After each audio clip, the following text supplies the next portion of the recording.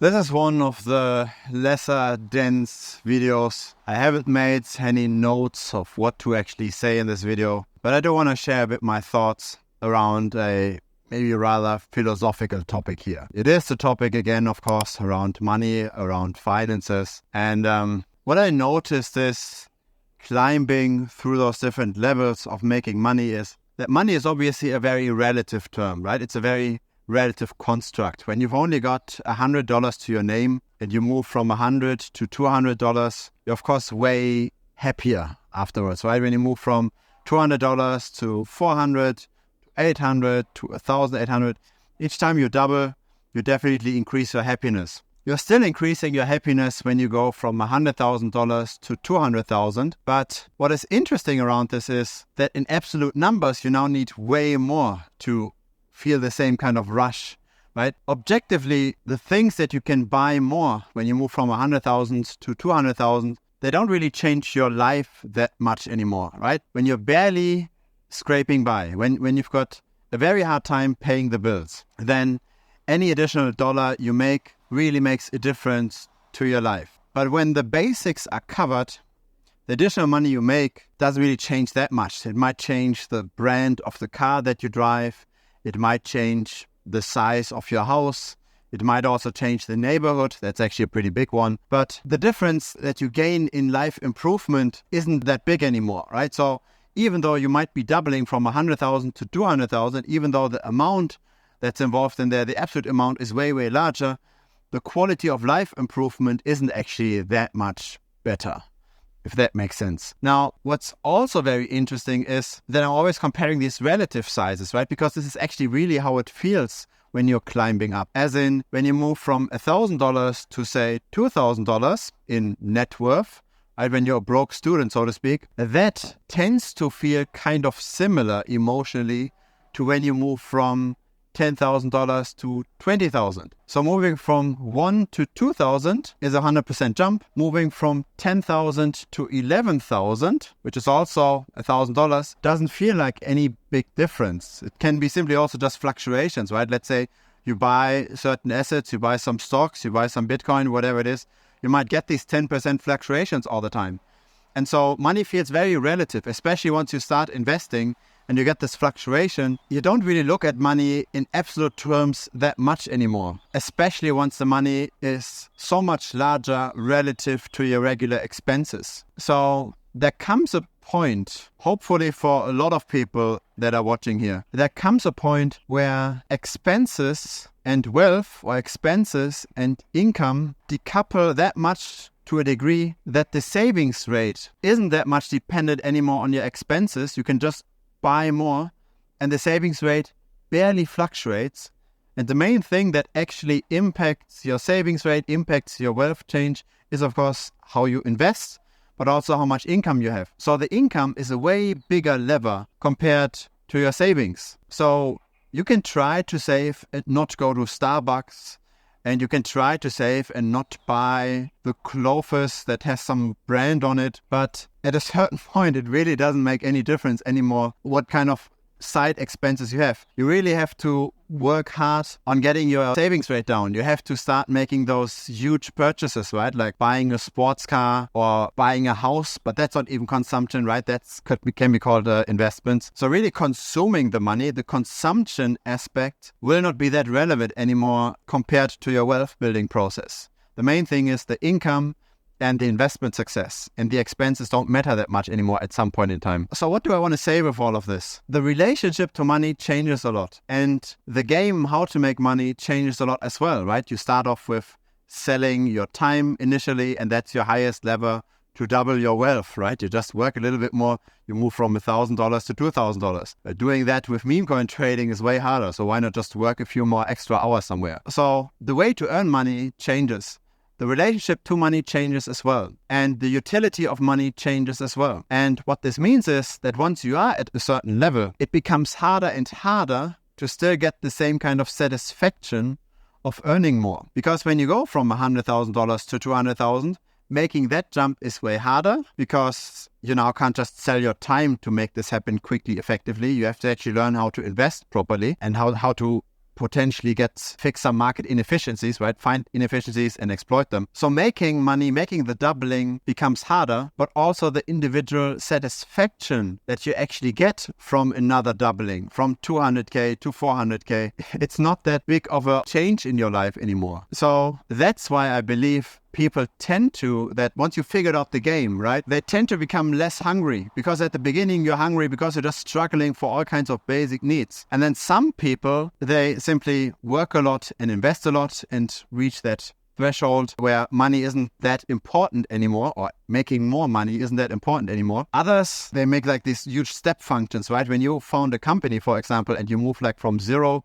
you exit the company, move like from zero to multiple millions in a span of a single event, things then also change. There comes a point where life satisfaction is a bit more diversified. So at the beginning, it's a bit like some people say, and I agree with this, some people say it's a bit like when you don't have money, it's almost like you don't have food. So all you can think about is money, because that's really what you're mostly struggling with. And some people enjoy the game of making money and grow it further and further. And some people stay hungry for quite a while because they want to not just cover the basics, but they want to have a very nice life. But at some point, you don't need really that much more food, right? Then it becomes almost unhealthy. Not necessarily with money in most cases, but still, if you are above a certain threshold, and that can be, let's say, in a cheaper country, right? Let's say here in Malaysia, right, where everything is cheap. Once you spend here with a family more than 15, 20,000 US dollars per month, then what additional change does it make if you were to spend 40, 50, 60,000 US dollars? It's already hard to spend that much.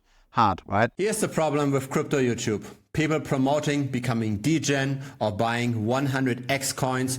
That's what gives clicks, but that's not what's going to bring you forward. I refuse to take money from centralized exchanges. I refuse to take money from crypto projects. I refuse to pump and dump a coin and filling up my pockets in the background. I don't do any of this. Instead, I share my knowledge in the form of tutorials in the premium membership.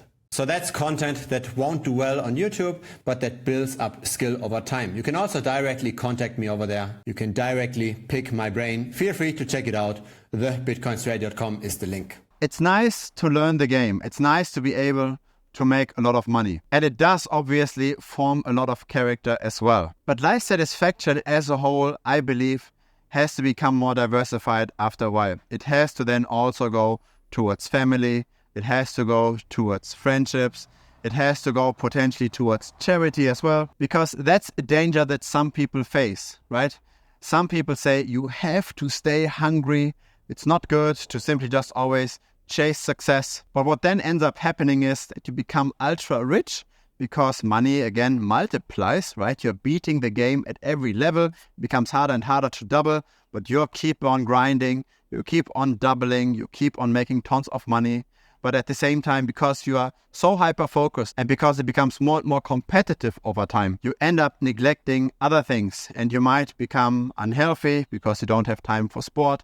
You might disconnect with your children or never have children in the first place because you don't find time for them. You might get all kinds of problems on the side that throw you off. That's how rich people divorce, right? There is actually an inverse correlation between wealth and divorces. So when you're very poor, you tend to divorce more often compared to when you're very rich. But there is a threshold, as in the divorce rate tends to go down as you become richer. But there is a threshold, I don't know the exact number, but it's probably at around $100,000 or so per year. There comes a threshold that once you earn more than that, the divorce rate is relatively flat. It doesn't increase again, but it's relatively flat. So there isn't necessarily too much additional removal of overall life stress once you get above a certain threshold. And you rather introduce more stressors, more dissatisfaction by just chasing success. And so there comes a time in life where finding the proper balance, I believe, is very important. Finding a balance of finding other things besides success that make you happy as well. And it's important to make sure to find happiness in things that can't be measured that easily, because material success is super easy to measure, relatively speaking. It's not that easy to measure the quality of your relationship with your children or with your spouse or with your friends. And it's also not that easy to measure potentially how healthy you are. There isn't really a clear KPI, as in I got 10% more healthy or I improved my marriage by 20%. There's nothing like this. And that's actually a problem, right? The problem is that we tend to optimize for things that we can measure. So at the beginning, we think we're simply just aiming for something and we're measuring this and we try to improve that measurement, thus improving the situation. But what very often happens is that the measure itself becomes the target and then we forget about everything around this. So for example, if that would be just monetary success, one could think about, if I only want to maximize my income, I only want to maximize my wealth, and I don't think about any other things that aren't measurable, then maybe you will try to achieve that in a not so ethical way, maybe even in an illegal way. So yeah, does this video have a one coherent message? Not really, but it's simply just sharing my thoughts around, say, the last 10, 15 years of how I went about my career. Of course, having more money is way better than being broke, and so aspiring to achieve success is super, super important. But in the end, once the threshold has been hit and you are somewhat okay with your success, then you've already done enough of lifestyle inflation and you don't actually get that much more satisfaction by upgrading your phone yet again and by upgrading your house yet again and by changing your car yet again. If all of those things have been done and you're just chasing a higher number in your bank account, then maybe at some point in time it might make sense to also reflect upon what other things could be fulfilling. And yes, I believe that's family, I believe that's personal connections, I believe that's things that go beyond oneself. That's other people, that's charity, that's helping people around you. A bit of a different video this time, but still a like would be very much appreciated. Looking very much forward to chatting with you in Telegram as well. The link to Telegram is down below. See you over there. Cheers!